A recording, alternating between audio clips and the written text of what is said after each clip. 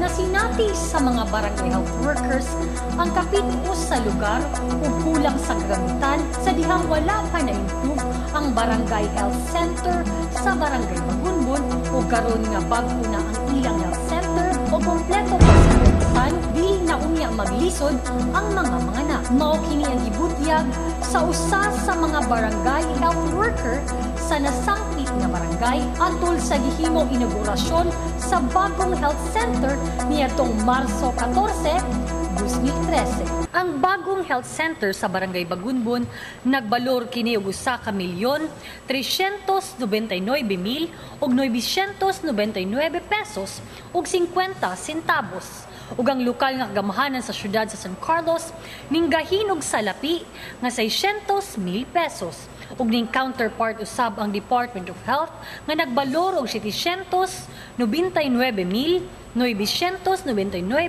ug 50 centavos. Kining bagong health center mahimutang sa barangay poblasyon sa Bagunbon. Sila si Mayor Gingo Valmayor Jr.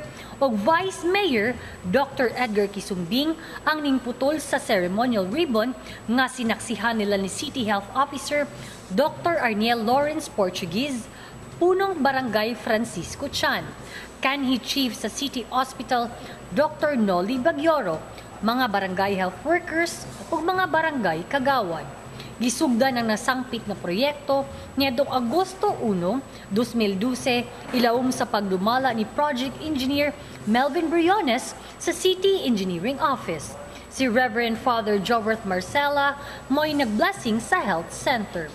Dako og pasalamat si Barangay Kagawad Lucring Alionar sa mga opisyales sa syudad nga sila gihatagan og bagong health center diin kini makahatag og maayong serbisyo para sa maayong panglawas sa mga pumuluyo sa Barangay Bagunbon. Gikan sa una hangtod karon, dako kay kalambuan ang among Barangay Bagunbon.